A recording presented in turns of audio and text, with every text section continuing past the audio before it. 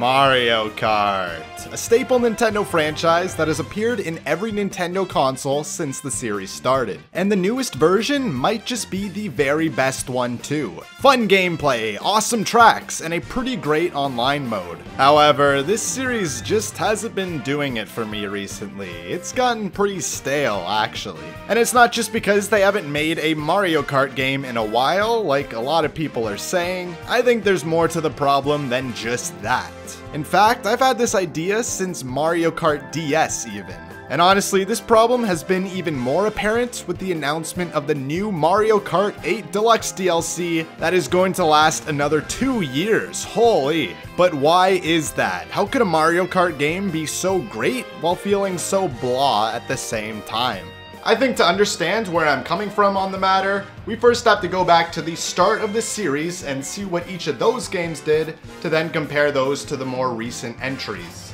The series started with Super Mario Kart on the Super NES. And at the time, the concept of this game was, well, super innovative. It's not a generic racing game, but a racing game with items complete with all your favorite Mario characters. Who wouldn't want that? This game made it more of a head-to-head competition with the other racers by trying to aim items at them. Plus it had a battle mode, which was more of an arena type thing where items were even more a part of the gameplay. However, the SNES couldn't run 3D visuals, which held the game back to a certain degree. Luckily, the next game, Mario Kart 64, on the, well, Nintendo 64, had the power to make the visuals in full 3D now. This felt like a huge improvement to the core gameplay. The depth perception was a lot clearer, and there were so many new possibilities for the tracks using 3D obstacles. Plus, all the characters had voices now, adding even more personality to the game. This was a lot more how the original Mario Kart game was envisioned to be. Then after this game, they probably thought of what else they can do with the series and decided to bring this to a handheld system. Because the next game was Mario Kart Super Circuit for the Game Boy Advance. This game was a lot like Super Mario Kart with the visuals and gameplay, since the Game Boy Advance couldn't render 3D graphics. It may not look like much now, but you gotta realize how innovative this was at the time. It was released in June of 2001, that's before even the GameCube launched. Handheld games in general were super primitive at this time. So to see a racing game even faking 3D visuals like this one on a handheld system was awesome. But after that, Nintendo did release another console version, which was Mario Kart Double Dash on the GameCube. This was the second 3D console release, so they really tried to make it stand apart from the previous one, Mario Kart 64. In this game, the whole concept was flipped on its head. It introduced a brand new way to play co-op Mario Kart, with one player driving and the other in charge of items, plus you can switch spots at any time. They really tried to make this game a lot more chaotic by allowing players to carry double the amount of items at one time. Plus, each character had a unique, really powerful item that added to the chaos. This playstyle was taken up a notch even more with the inclusion of a lot of small tracks too, like Baby Park. This game really had its own identity and stood apart from the rest of the series. After that, we had the next handheld Mario Kart game, which was released on the DS. And this game was a fully 3D Mario Kart on a handheld system for the very first time. Much like how Mario Kart 64 was to Super Mario Kart, this game was that, but to Super Circuit. It was a huge improvement, since now you could practically have the console Mario Kart experience on a handheld with no sacrifices or compromising because of the hardware. Plus, they added the new, fun and addicting mission mode, which was some of the most unique and great single-player content that we've seen in the whole Mario Kart series. This game was truly the next evolution in Mario Kart. But after this game, there was generally a turn in new innovations brought to this series. Because the next one was Mario Kart Wii. And okay, I will give this one a pass, because it did actually allow you to control your kart by physically turning the Wii remote. And yes, now everyone loves to clown on the Wii motion controls, but at the time, this was a totally unique experience that could only be done on the Wii version. Nowadays, however, people don't really use the motion controls for this game. I don't really know how to judge this concept, since this is more of an innovation in the hardware that that is then applied to the Mario Kart game, rather than an innovation in the series itself. There were some changes to the core Mario Kart gameplay, like the inclusion of bikes and the trick mechanic, but those were really small differences, nothing too game-changing. And after the Wii one, however, things really stagnated even more in the series. We got Mario Kart 7 on the 3DS, and you know, the game's fun, the game's great, the game is Mario Kart after all. But we already had the ability to play a 3D handheld Mario Kart on the DS. Sure, the visuals were better, but there wasn't a significant amount of upgrades from the last version to make this one have an impact in the series. It felt like this didn't really have a purpose for coming out, it was just made to have a Mario Kart on the new 3DS. Well, not the new 3DS, but the original old 3DS that was new at the time. These titles, man, it gets confusing. They did have underwater and gliding sections, but they were just basically playing with floaty gravity or being able to slightly adjust your air position in certain parts of the track. There was new car customization also, but this again didn't add anything to the gameplay that the pre-made karts from before had. But then we come to the most, in quotations, current Mario Kart game. And this is Mario Kart 8.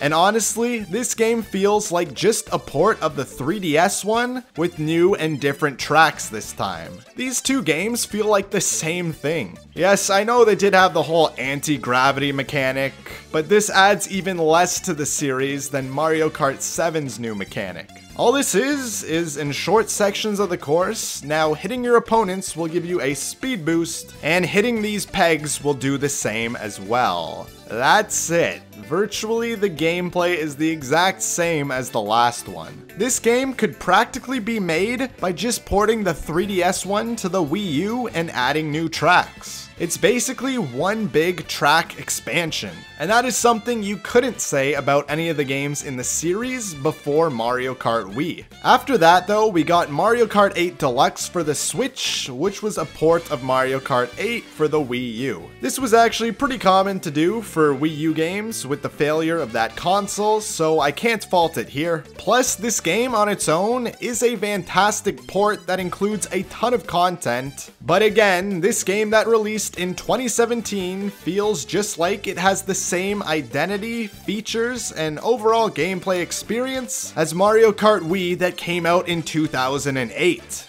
But then the final cherry on top of this Mario Kart stagnation was with the recent announcement of Mario Kart 9, i.e. more DLC for Mario Kart 8 Deluxe. That's gonna go on for like 2 more years till the end of 2023.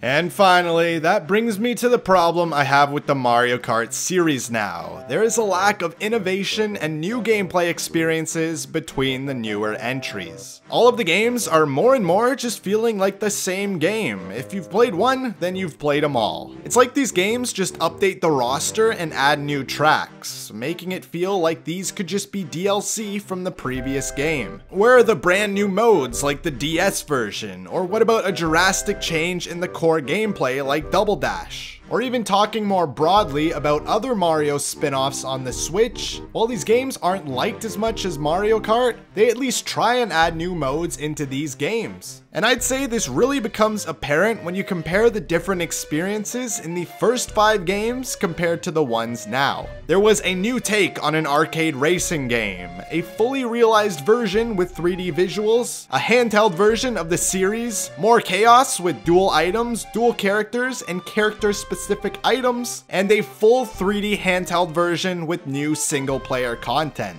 I think the main takeaway from the first 5 Mario Kart games is that each of them provided a new experience that the previous version couldn't achieve.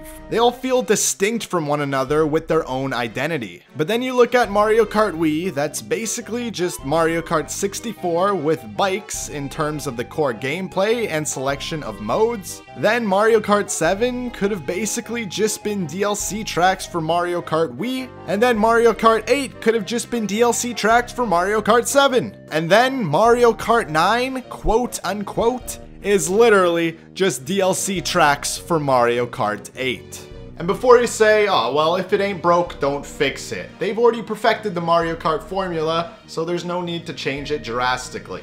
Well, I don't necessarily agree with that, and considering that this game company is Nintendo, they strive on innovation and have even said that they won't make a certain other racing game anymore because they don't know how to innovate it, yet Mario Kart really hasn't been doing much differently either. Okay, I'm not here just to bash the series the whole time. I actually have a few ideas for a brand new Mario Kart game and what they can do to shake up and innovate the gameplay more. But before I go into that, I think we should look at other kart racing video games in this genre to see what they're doing differently. Honestly, okay, say what you will about the Sonic games, the Sonic racing spin-offs are actually really good, and it seems like Nintendo should be the one taking inspiration from these games this time. There was this Sonic Racing Transform game that came out after Mario Kart 7, and I actually really liked this game at the time, playing it a lot more than Mario Kart. The car could transform into a boat or a plane, so it was kind of like the underwater sections and the glider parts in Mario Kart 7, but they did so much more with these concepts.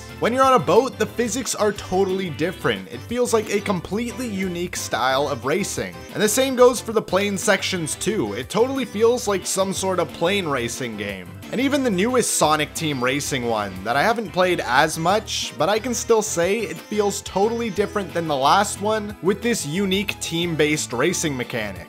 You have like these teams of 3 people that all have to work together to use each other's slipstreams to then give your teammates speed boosts. Heck, you can even look at Diddy Kong Racing all the way back on the N64. This wasn't even a series, but just a standalone game. And I still think that this included more innovations to kart racing games even back on the N64. It had stackable item boxes, or well, item balloons rather, where if you don't use your item and you get a new item, then it turns into a more powerful version of that item. Then you had totally unique things for kart racers like one-on-one boss battles and a fully explorable hub world for the new single-player story mode in a racing game. Plus, they did the whole flying and boating thing even before Sonic Racing transformed. And then for Mario Kart, it's like they don't even want to add anything new to this series. They've been playing it so safe for some reason.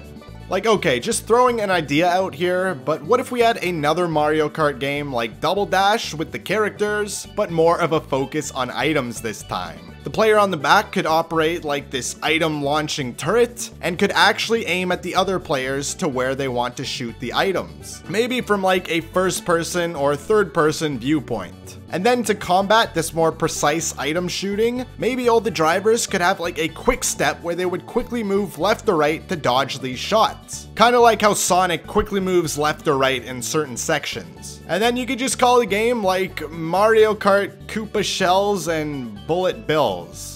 Okay, maybe not that, but at least having a game like this would provide a new experience that wasn't possible in any Mario Kart game before. Honestly, I find it funny how everyone just seems so content with the recent Mario Kart games, doing so little to change the core gameplay between the different entries. Maybe it brings back a sense of familiarity every time a game is released. But then at the same time, everyone complained about how the new Super Mario Bros. Series felt like just the same game. Like, sure, those games were a lot more similar than the Mario Kart series still, but then we have the Star Fox series that people said the same thing about.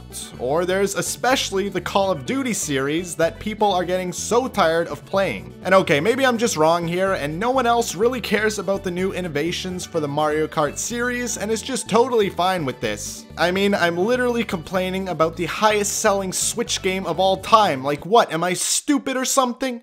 And then when Mario Kart 9 eventually ever comes out, will it even feel that great if they just add new items, new tracks, and new characters, and maybe a slight twist? Or will it feel like just the DLC we're getting in this Mario Kart game? Like, okay, you gotta understand, in a bubble, these games are all great games on their own. If you had any single one of these, you'd have a blast. But for returning Mario Kart players, it feels like Mario Kart is just meshing into one big samey game. And honestly, who even knows if there's gonna be a Mario Kart 9 at this point? Seriously, no one thinks of this possibility. Like Mario Kart 8 Deluxe with all the DLC is gonna have 96 tracks now. So when I see that the focus on the recent Mario Kart games is just to add new tracks, characters and such, regardless of how great the eventual new game will be, it's gonna feel like somewhat of a downgrade if it doesn't come even close to the number of tracks in 8 Deluxe. Honestly, at this point, I think Mario Kart 9 is gonna be something like this. It's not gonna be 9, first off, it'll be something like Mario Kart Universe. And it's gonna include all the Mario Kart tracks and characters from all the games. But just like straight up ports here, not really touching up the graphics. And then they'll pretty well have the same kart customization and gameplay as Mario Kart 8. That's pretty well it. And okay, I can't deny that would be cool. It's kind of what Smash Ultimate did by having all the characters and a ton of maps. But I don't know how long that excitement will last. I think we really need something brand new in this series. Also, the reason Smash Ultimate did it so well is because it also had new modes, a new story adventure, and the fighting felt completely different from the last game.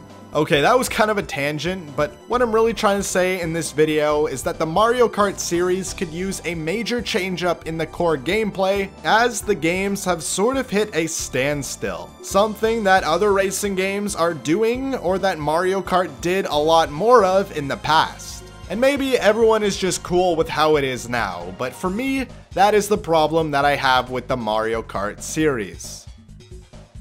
Hey, if you're new here, then consider subscribing because literally all I do is talk about Mario and Nintendo games, both new and retro. Okay, sweet. Take care, everybody.